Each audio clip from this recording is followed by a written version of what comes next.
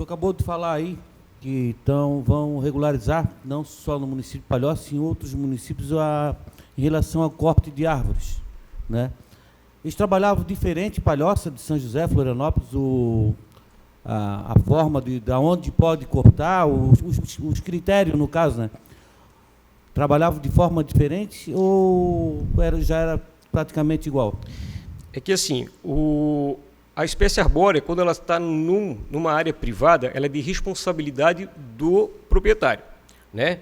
A questão do município, a gente interfere quando é parte pública, né? O que está acontecendo? Alguns municípios, ele não tem uma Floram, que é o caso de Florianópolis, ele não tem a FECAM, que é o caso de Palhoça, ele inclusive não tem nenhum órgão ambiental para atuar, né? Então a gente sabe que o órgão ambiental ele é responsável para dar aquela autorização de poda ou supressão de árvore. No nosso caso aqui, o que a gente está fazendo? Por exemplo, hoje a gente tem a FECAM. Então, muitos casos, quando a árvore está em risco iminente, ela cabe à Defesa Civil analisar. Então, a gente não precisa seguir. Eu acho que o objetivo do serviço público é a gente dar a padronização e agilidade ao processo. Então, se eu, como Defesa Civil, vou a um local e vejo que existe uma árvore em risco iminente, eu não preciso fazer o cidadão vir até um protocolo, dar a entrada, esperar todo aquele trâmite, para depois o órgão ambiental falar, olha, está em risco iminente, quem tem que dar autorização é a Defesa Civil. Nós não damos, veja bem, nós não damos autorização para árvores sadias, isso é autorização de órgão ambiental. A árvore em risco iminente é quando está numa via pública, quando tem risco de queda sobre uma residência, numa questão de fiação, inclusive, junto com uma parceria com o Corpo de Bombeiros, né, ainda era o antigo diretor, o William, a gente sentou com o comandante do bombeiro, até para tentar fazer uma parceria, para a gente trabalhar nessa prevenção, não esperar dar um vendaval, que a árvore batesse no fio, ficasse lá a população sem energia elétrica, né, de pronto emprego, fizemos uma boa parceria, infelizmente aí o William, ele se ausentou, foi para outro, mas novamente, já estamos em contato com o novo diretor, e é para esse procedimento seria isso. Por quê?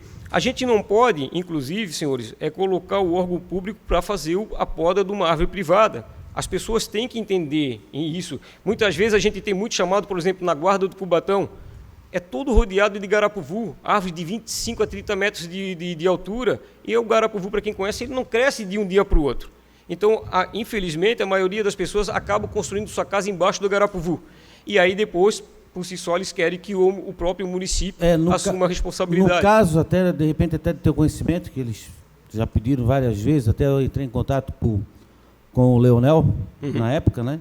Um abacateiro ali atrás de um bar, ali em São Sebastião, na Rua Velha. Perfeito. Aquele abacateiro, a pessoa que reclama do abacateiro não é a proprietária onde está o terreno do abacateiro. Pergunta minha, o vizinho está com medo que o abacateiro caia na casa dele. E a senhora, que é proprietária do terreno, no caso, ela não quer que corte o abacateiro, que ela, na visão dela, ela não vê perigo do abacateiro cair na casa dela. Né? E o vizinho tem medo. Nesse caso, qual o procedimento mais certo eles a tomar? Então, a lei federal, né, o nosso código, ele fala que toda árvore que tiver expansivo da sua extrema, você pode fazer a poda aérea, sem problema nenhum, não precisa nem autorização, né? Esse seu caso aí, eu acompanhei, na época que foi feito esse requerimento, eu estava de férias, mas fiquei em casa acompanhando, porque nosso telefone nunca para, então a gente está sempre em atendimento. É um caso específico do município. A senhora que estava naquela localidade ali, ela tem um acompanhamento da questão social do município, né? Então, ela sofre com aquela questão de acumuladores, né? Na época, o vizinho solicitou para fazer a poda. Eu lembro que o amigo Leonel tentou até ajudá-la, acabou fazendo mais incomodou do que ajudou, porque quebrou telhado, o abacateiro era muito grande, quebrou fossa, quebrou muro, teve que ressarcir do seu próprio bolso. E ainda, por cima, a pessoa que solicitou a poda, ele acabou ainda querendo acionar o Leonel. Então, assim, todo mundo que tem a gente recebe muita reclamação, principalmente de quem tem piscina, reclamando que a árvore do vizinho está jogando as folhas na piscina dele. É questão de direito de vizinhança. Direito de vizinhança não é tratativa de defesa civil, gente.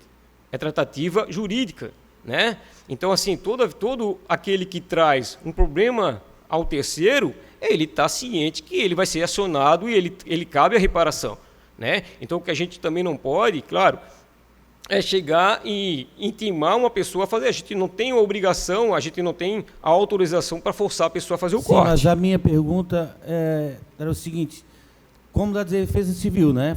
A prevenção, Sim. né? Do que alguma coisa acontece. Se tu for lá constatar, tipo assim, deu uma ventania e o abacateiro está quebrado pela metade, ela não vai esperar, lógico, entrar judicialmente, Uhum. porque o abacateiro pode terminar de quebrar no dia seguinte. Entendi. Tem alguma coisa que a pessoa que se sinta prejudicada, que está com medo daquele abacateiro cair na casa dela, sem ser judicialmente, que vai demorar para ela cortar, acionar bombeiro, alguma coisa dessa forma? Então, o que nós temos feito dentro do município? Nós, num caso desse, quando é área privada, a gente faz uma notificação para aquela pessoa, né? Inclusive na guarda do Cubatão, o vereador Elton sabe disso, nós fizemos uma notificação e damos um prazo, né? Na maioria das vezes, quando não é respeitado a documentação da Defesa Civil, nós fizemos um encaminhamento para o Ministério Público, né? Para que faça isso via judicial. Mas eu quero falar para os senhores que o corte de árvore é uma instrução cara para fazer, a gente não encontra no município, inclusive a gente não tem indicação. Para os senhores terem ideia, o próprio Corpo de Bombeiros eles não têm a instrução de corte de árvores, é a vivência da prática, tanto é que na Ponte de Maruim caiu um garapuvu em cima da casa, nós fomos dar um apoio, eu consegui o guindaste ali porque o próprio tenente do bombeiro passou a motosserra na perna, então ficou tudo, sabe? Nós tivemos que pegar um guindaste aqui da Ponte de Maruim para tirar o garapuvu do local, e nesses casos, a gente sabe que, às vezes, a complicação de vizinho, né, aquela questão de direito de vizinhança é complicado, porque às vezes o vizinho realmente não quer cortar a árvore, como nessa situação. A gente faz a notificação, deixa ciente sobre o fato, mas se a árvore veio a cair, aí a gente tem o apoio do Corpo de Bombeiros. A árvore estando em risco, o Corpo de Bombeiros aqui de Palhoça, nós temos uma parceria, nós levamos eles até lá e eles fazem o corte. É diferente. Agora, uma árvore, o que a gente está acontecendo muito é assim, ó. Eu tenho uma árvore grande na minha casa e eu tenho medo que dá um vento, ela está no risco, ela vai cair. Gente, o ciclone do dia 24 deu um vendaval, a gente teve garapuvu que permaneceu em pé, e a árvore que a gente imaginou que não ia cair, caiu.